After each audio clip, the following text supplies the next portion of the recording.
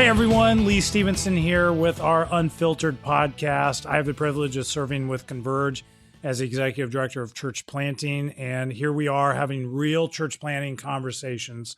And welcome my co-host. Hi, my name is Danny Parmelee, and I oversee church planting in Converge Mid-America. And today we're going to talk about money. So we're gonna specifically be talking about capital campaigns in a church plant setting, when, how much should we be looking at? And those are going to be some of the questions that we talk about. Cool. And I know that we've already talked about money, but we're talking about money again. I love talking about money, not because I love money, but it is a spiritual matter. It's a vision matter, and it's an important part of ministry. Absolutely. Danny, how many capital campaigns have you kind of led your own church through over the years?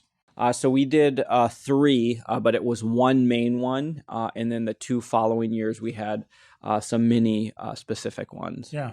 Talk about the difference between a main capital campaign and a mini campaign. Yeah. Just so that way we have terminology that everybody's familiar with. Well, first of all, just amounts of money. So the first one was right around $1 million, and the subsequent ones were a couple $100,000. And for those, most people, well, depending on how you structure the campaign, but a lot of times you're asking people to give over a 3-year period. So if in your main campaign, you're saying, hey, would you give over the next 3 years? If the following year you're doing another campaign, a lot of times you're inviting people who are newer to the church that weren't part of that campaign, that original campaign. But if you've already built the building or completed that main purpose of that campaign, you're giving them something else to give to. So for us, that main one was the building that we purchased, and then the subsequent ones were, to do a coffee shop on part of the building, and then to renovate an entire children's wing. Okay. So when you guys did your $1 million campaign, that was a full 3-year campaign that you full guys did? 3-year campaign. Okay. Yeah. And then the mini campaigns, what was kind of the timeline specifically? So then it was give over the next 2 years and give over the next year. So it's still all kind of, that's why I say it was part of that. So it just kind of more extended. It extended. Okay. Yeah. Okay. That's helpful.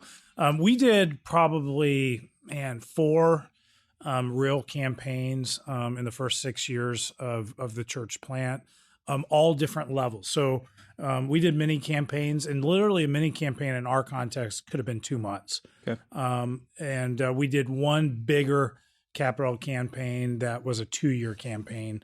Where are you at this point? Because I know there's some differentiating opinions about length of campaigns.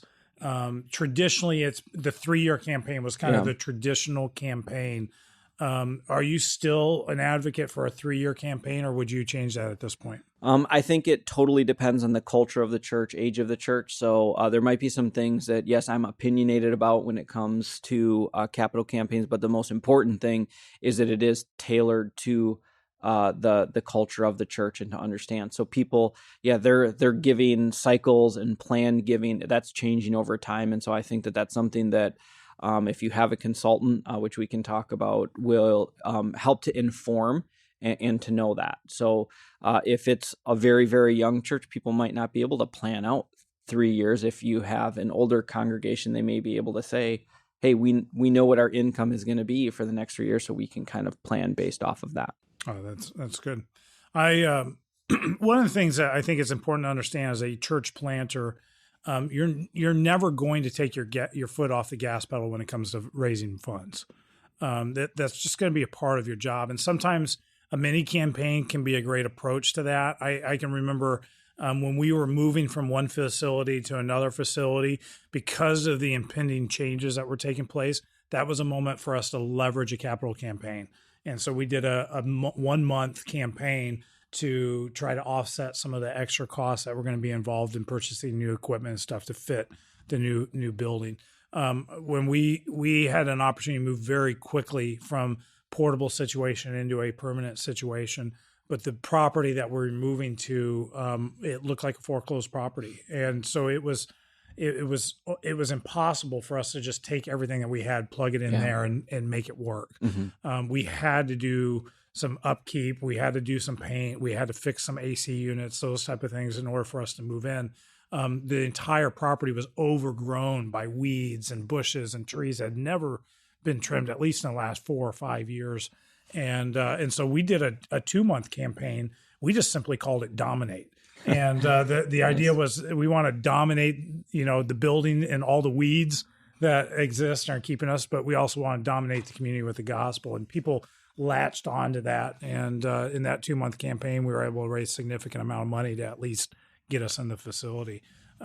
So there's a little bit of a different approach versus a mini campaign versus a long-term campaign. And when we started out, we were renting an old Presbyterian church, and they were on the decline, and they made it very clear that eventually they would have to give up ownership of the building. So knowing that, we put some money away each month. So that was not a campaign at all, but it was kind of part of our budget.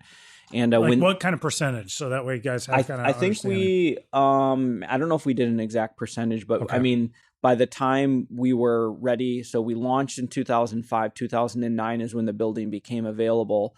I think we had $100,000 and some in the bank. So for us, and we were, again, small church, small budget.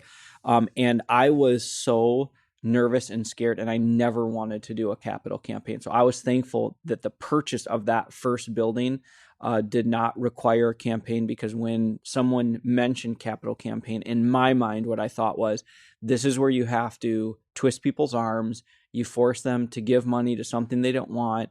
Half the people leave the church because they think the church is only about money, and you're just going to have to preach about money for a year to try to raise it. So I wanted nothing to do with capital campaigns. And then after actually we got into that building and we grew for our second location, we were presented an opportunity that required a capital campaign because of the amount of improvements. And so I kind of begrudgingly said, well, if this is really where God's leading, it's going to require us to do a campaign. And that's when I started to kind of just ask around and, do you have to get a consultant? I ordered a couple books. They were about capital campaign consulting. So that was my original thought, is I'm going to save some money, not pay a consultant $30,000 or $40,000 and just do this myself. And I can't remember who, must have been someone on my elder board that had enough wisdom to say, no way, this is like way beyond us. This is way beyond your ability, Danny, to do this. And so we did hire a consultant to do that, that big one that I was mentioning. So what fears once you actually walked through a campaign, what fears were real? Yeah. Which ones were made up? Most of them were made up. So it was so fascinating to me. And even as people talk about it now, years later, they talk back on the Reach campaign with such delight, like the good old days, like, hey, remember back when, that awesome time when we went through that capital campaign, because it truly was. It was a time of personal faith growth for myself, for the church corporately, but individually. We did not lose people from the church, and I didn't have to force anybody to give. I didn't have to twist anybody's arm. And that was the most amazing thing. And part of it, I would say, is I feel like we did have a really great consultant that said, this is about vision. You're inviting people to give to vision. It's like evangelism. You present the good news. It's up to them to decide. And that's the same approach that we took with our capital campaign. We cast the vision for it. If people wanted to be involved, awesome. And if they didn't, then they didn't need to. And even from our leaders, that was probably the most amazing part. That, I think we had, I don't know, it's like $225,000 that was raised just from the leaders. And again, most of us were still pretty young and not making a ton of money. So it was just phenomenal. Yeah, that's awesome. So what's your opinion then? Because there's people that differentiate and fall on both sides of the spectrum. Hire a consultant, don't hire a consultant.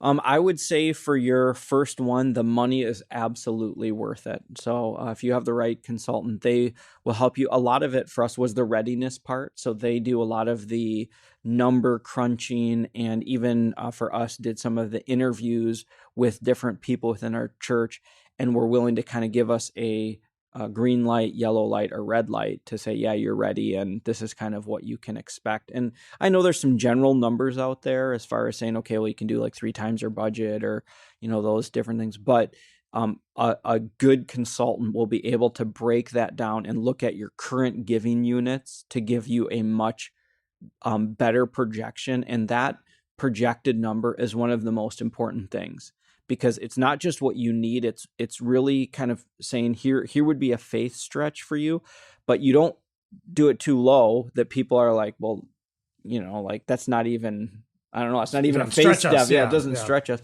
But you don't want to go too high either. You set a campaign of $8 million and you come in at 1 million. It's like, well, okay, a little bit of egg on your face type of thing. But for them to say, here's really what I think is a realistic capability, is just that's and you can learn from that. And then from there on, I think you can do it yourself, but it's also, I don't think it's wrong to continue to hire a consultant if you've had a good experience. Well, I'm going to lean into something you said there. You talked about a good consultant. What makes a good consultant? I do think that some of the best consultants is that they don't take a cookie cutter approach, and that they truly are looking at the uniqueness and individual, the uniqueness of every single church, and trying to help them maximize their vision. So there's no doubt there are mechanics to a capital campaign, like, hey, you should do, these 10 steps. But if a consultant doesn't help you to clarify your vision in the beginning, then you kind of lose the whole thing. Because again, people are giving to the vision more than they are even just the capital building or whatever it is that you're trying to raise money for. Right. Now, I do differentiate a little bit from you on the consultant thing. To me, it's about energy that the pastor has, whether or not he has the energy to engage and to lead a capital campaign, or if the energy is kind of lacking, that's where a consultant can be extremely helpful, because they keep the focus there, where you may be waning. You call me lazy, Lee? No. But what I am trying to help guys understand is, don't be afraid of doing a capital campaign. And for us early on, I went through our first kind of 4 campaigns and never hired a consultant. Mm-hmm. But I did have a lot of good friends that had done this a long time, and it had very large established churches, and had raised a lot of money that were basically, on call. And so I was able to call them up and say, how do I do this? Like, walk me through step by step. And that information was golden to us. And I even had several churches like, here, we got copies of all of our old capital campaigns that we've done over the last couple of years. Like, just take it and look at it and educate yourself on how to write things, how to put vision together in a way that's compelling, what kind of stories are helpful. And that information, honestly, was very, very helpful, and it saved us some money, which I know is always a fear. But to me, so that's why I just kind of say to guys, like, you got to know yourself, know what you're good at, know what is challenging, know what your energy level is. Sometimes when you're in the church planning, you're in the trenches, like, the last thing you feel like you have the energy to do is to bite off one more major campaign.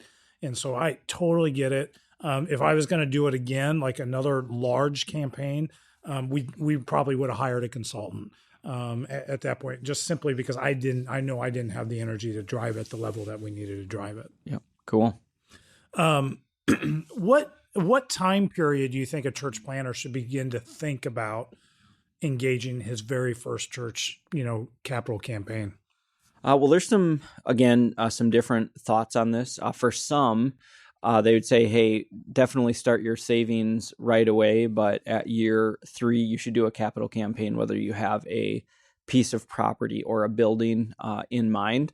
And others would say, well, when you've kind of outgrown the current facility that you're in, and it makes sense to get a permanent facility, then, hunt one down. And if you find it, then kind of work backwards from that and do a capital campaign. Great. Well, this has been a fun conversation, just talking about capital campaigns. There's a lot of information out there, a lot of blogs, a lot of books that have been written over the years as well. And so I'd encourage you, just, if you're in that process, kind of educate yourself where you're at, and understand. My biggest push would be to encourage you as a listener, make sure if you do hire a capital campaign consultant company, that they fit you. They fit your culture. They understand your context. They understand the age group in which they're working with as well, because sometimes generational gap can become a challenge when it comes to a capital campaign. And knowing your culture. I mean, I've been in churches where the campaign consultant was really pushy about doing a major banquet, but the culture of the church that would not have flown well doing a major banquet in that culture. So you want to make sure you're working with somebody that gets you and wants to help bring the vision to light, not just push an agenda through. Yeah. So thanks again for being with us. This has been Unfiltered, Real Church Planning Conversations. And until next time, everyone, keep it real.